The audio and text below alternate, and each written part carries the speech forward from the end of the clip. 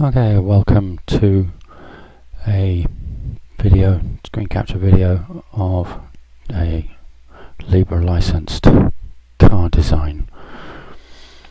This is a target weight of 100 kilos only,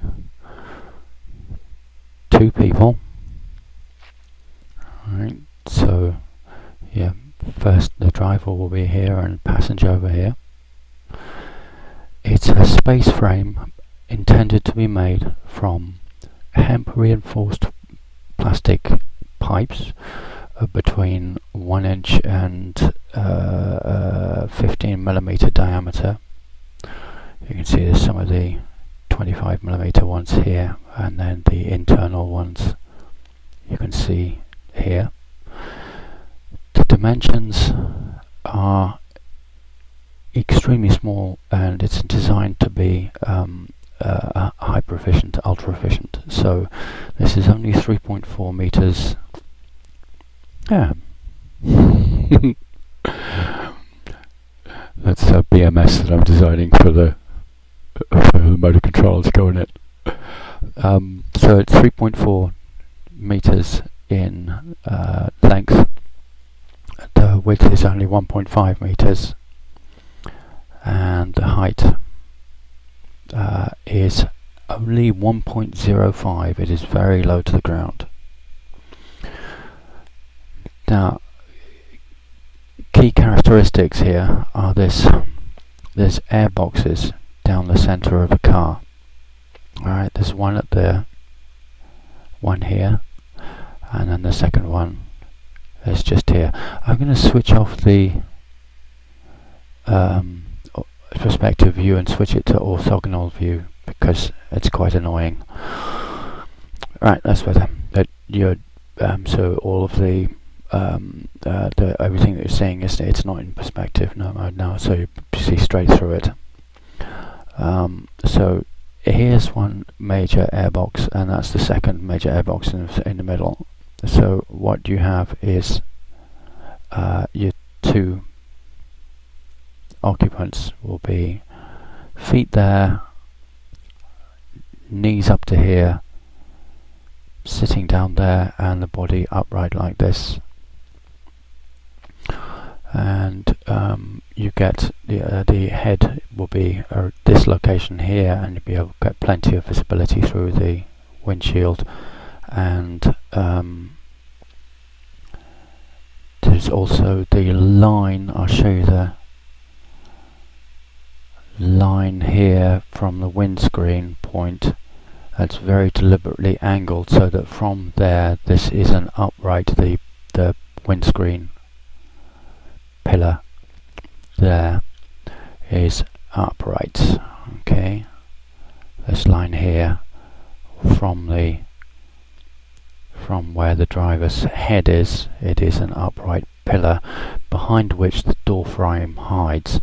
Now what I'm doing is, if you've seen the Calvi design website, he's made these incredible bicycle frames using bamboo, then cloth wrapped around the joint points with resin.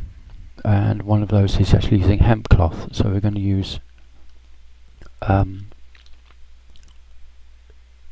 hemp reinforced plastic pipes, and the join points are, let me get that in here, the join points will initially be 3D printed so that they you have something during the construction, you have something to hold on to. Alright. Then you would wrap the cloth as you're putting the resin, infusing it with the resin, and just wrap round, just like in the Calvi design thing. The other website to look at is gaboats.com, where this guy created geodesic canoes, only 4 kilos to hold a 75 kilo occupant, which is phenomenal. and it's using Kevlar strand, which goes backwards and forwards, dunk, dunk, dunk, so strand, strand, strand, strand, strand, strand, strand, strand, in a crosshatch with wooden strips that go in a lattice frame, so the Kevlar makes sure that it's strong, and then you put Dacron on the outside, put it down with hot glue strips, heat it up, and the Dacron shrinks, and you end up with a absolutely rock solid frame. It's a fantastic idea. So we'll do that. Now, there are, let me have a look. Yes, the number of joints in here is 152, and the number of pipes is 522. That is an awful lot.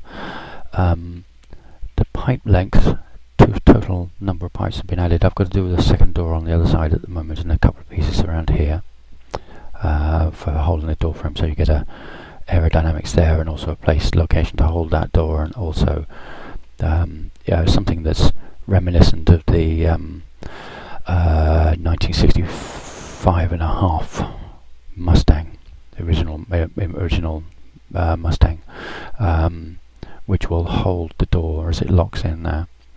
So it's going to be around 250 meters of pipe, which you think is a lot until you realise that that will weigh 20 kilos, not 200 worth of steel, not 2,000 worth of steel, 20 kilos. You can do the calculations yourself on a pipe calculator online. 1 meter of 1-inch pipe with a 2mm thick wall is about 250 grams, and if you bring it down to about 20 millimeters, you can get that right down. So I just have to keep an eye on the calculations here. Now, the wheels and the motor are going to be from a Saron, and the Saron is absolutely awesome. It has it's a combination of an e-motorcycle and a downhill mountain bike. So basically what they've done is they've done a aluminium frame, very light, and then but kept it lightweight, so the entire bike is 50 kilos, which means that they can still use mountain bike wheels, 19-inch mountain bike wheels, and that's a fantastic technique. The motor is 8 kilos, and they say it will do only 3 kilowatts nominal, 5 kilowatt peak, but people have had it up to 180 amps and 72 volts, which is 13 kilowatts. It's phenomenal. This tiny little motor, they're absolutely brilliant. So what we'll do is, on the rear here, we'll put the swing arm on each side with a motor in each one, so it's 2 3 to 5 kilowatt motors on the rear, in the independent suspension on each, and then on the front just have a 3-point standard suspension.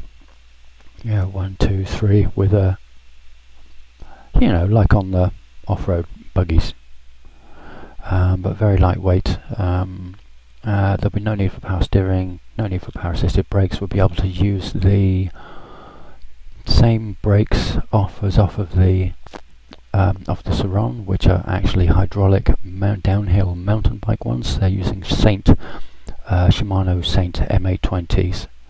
Is the best one to use on those. Those are fantastic, with the vented calipers, etc., etc. They're pretty awesome bits of kit. Now, there's one special thing I wanted to show you here. You might have spotted it already. Now, which one did I do? I did them in here. Oh yes. Let's do a zoom in on one of these joints. That's the front bonnet. Can you see that's the pipes here are overlapping, and especially here. There's an overlap just there. So the technique that I'm doing is add pipe, add pi, no. Each you've got a model. It's Python. Oh, welcome to Python OpenSCAD, by the way. PyOpenSCAD. It's bizarre that I'm literally the only person in the world using it, and I'm perfectly happy with it. It's a parametric system in Python which auto-generates, or is a language translator from Python to OpenSCAD files, so you can use Python programming, a false programming language, instead of having to mess about with OpenSCAD, which is insane, obtuse macro language. This is not a programming language, it's a macro language, and is simply some quotes macro quotes language bindings around libcgal, CGAL. It's a pretty awesome combination. Now, so we have a class for the entire model, another one for each group, and the group simply you add either pipes or wheels, or in case I think I needed to add some wheels separately because I need to move those, and joints as they're called. So add joints. So in each, so for the bonnet points, for example, this is your bonnet points function. This is the width points, left and with a little bit of inset, and then right with a little bit of inset and right. So W points, MA. W points is width 0, 1, 2, 3, and 4, where W0 is 0.75, which is where your 1.5 meters comes from. Then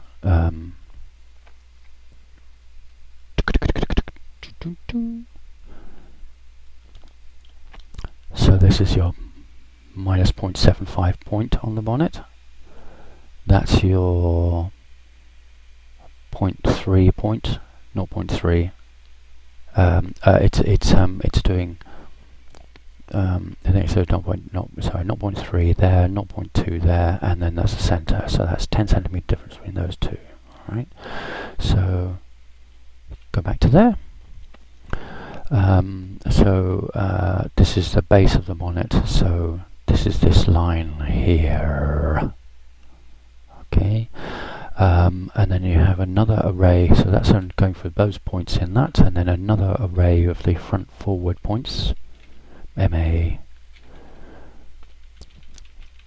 front forward points. Now these are accumulated, so these are distances starting in reverse.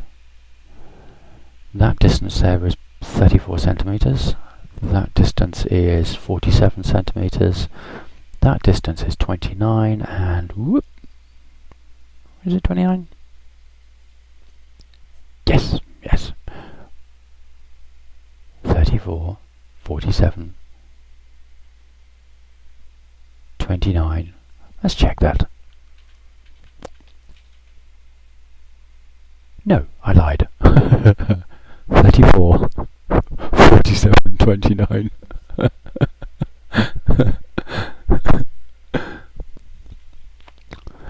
Okay, and similarly for the depth, so we've got a depth forward line, so that's the depth, and then we have some height points for convenience here, and here's your H1. So if I put H1 plus 0.05, the bonnet line goes up. You see that? Minus that. Bink! Ugh, it's ugly. Let's put that back. So you can see by using a parametric thing, you can alter an entire series of points. It's very, very powerful. You could scale this entire thing, but you have to be quite strict, rigorous, and make sure that you don't do something stupid like add the points individually, such that you have 50 points to edit just to raise that bonnet. It requires some thought, this thing, but this only took 2 days to get the basic frame together, because there's only 150 points to add programmatically. You saw that? 152. So yeah. Now, yes, where was I? You probably noticed those pipes overlap. All right. Now, so the joints are added individually, and I added initially just a ball. So let's search for sphere. Sphere, where we are. There we go. Alright, so those are just spheres, but you can see there's overlaps on these things. So what I decided to do was to add a system where you could, at each joint point, you could offset where each pipe joins in. So let's take this one. What this pipe here needs to do is it needs to be back here. Alright. Not joining on directly to this one, because obviously these two pipes will overlap. So where was the one? And here's what I prepared earlier.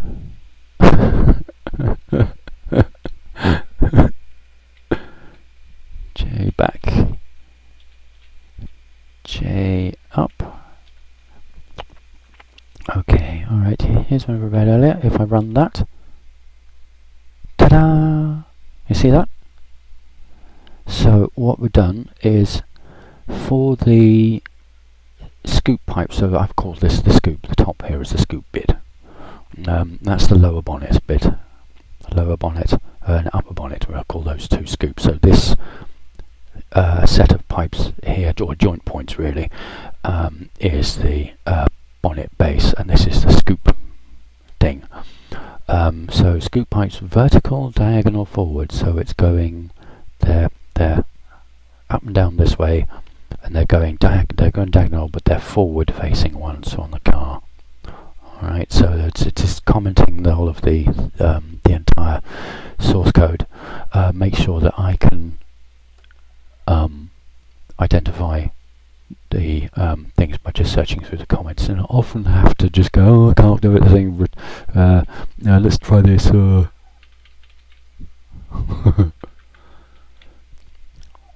Ah, look, yes, okay, alright, so we know those two things that have been removed. Identify those pipes for us. Okay, great. Funny, I do love this. So by what we've done is added in a set of these joints, and get the pipes to offset to those things. So Jdown, if we search for Jdown, there we go. So Jdown goes X, Y, Z, so it moves down, there we go, down by a scaled amount.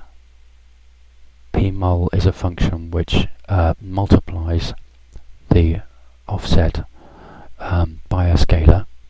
So we pass in Jdown, and it gets multiplied by the diameter of the pipe, which we think, so in this case of Jdown, it will be you end up with a point which is 0, minus 0.025. Okay, so let's go back to there, and when we put that in, dunk. Alright, you see that? Let me zoom in on this one. There, see? Alright. So the up one, likewise,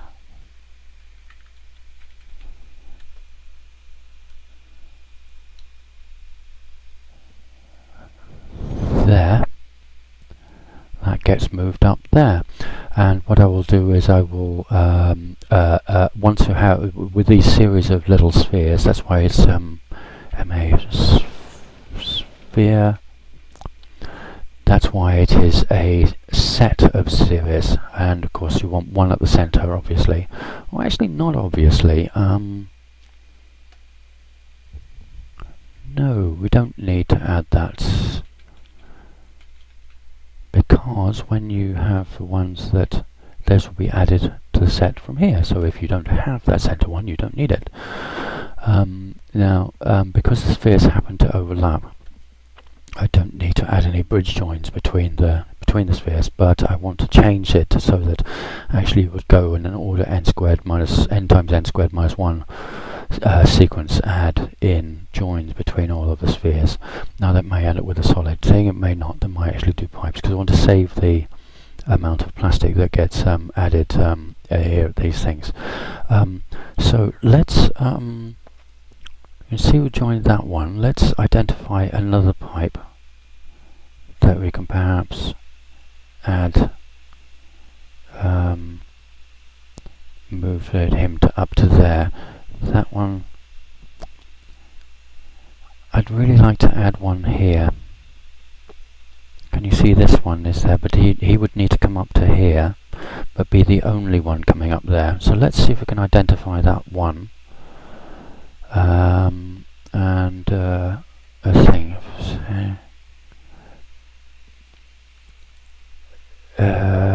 Jdown.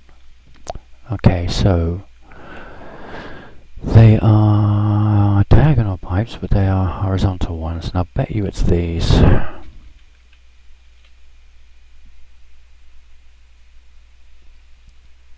It wasn't.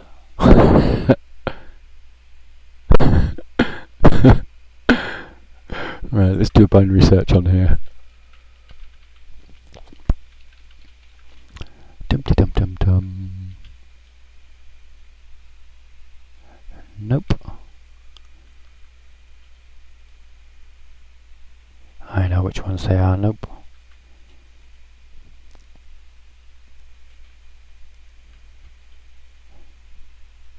Yes, those ones. Okay, excellent. So the thin ones are the ones that we want to be moved up. Okay. So we're going to add them on the, okay, yes, so that's on the left and right side. So T add pipe 1, off 2 on the left hand side, and we're only de-thin. We're only going to do the up one. Wow, look!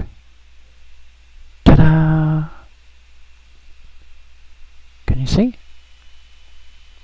Whoop, let me zoom in. Let me just comment that out. And it drops down. And putting it, it jumps, so it drops up. Wow! Now there's still a tiny amount of touching just there, which, to be honest, it can get terribly complicated if I start trying to fix absolutely everything in here. But also we have a slight problem, is that when you've got these joints in the center, there's no problem as far as twisting is concerned. So, but when you start offsetting these joints, the pressure from along this pipe as the thing is bouncing around down the road will cause this entire assembly to rotate, because it's not on center. Whereas normally, if it's down there, if it's down like that, it will push in and cause the distribution of the force in here with no twisting. But the moment you start doing that, you begin to get twisting.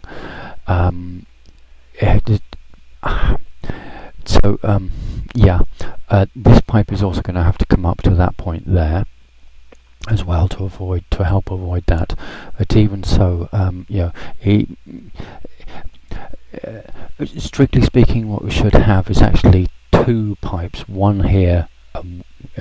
So when you have this like this, there should be a second pipe going across from there to there with that joint lifted up as well. Yeah. Or this one actually put halfway up between those two, and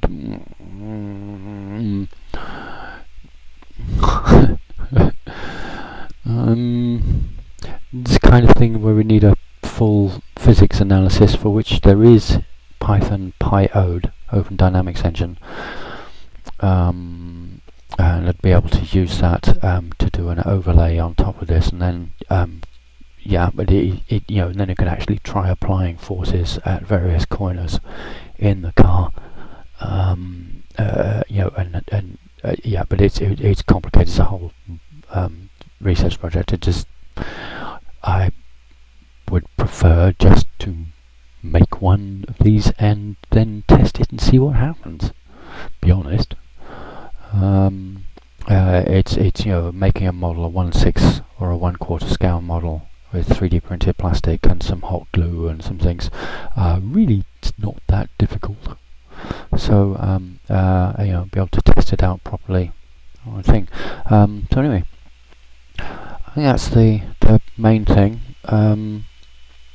I did the other really nice thing that I did in this is windshield.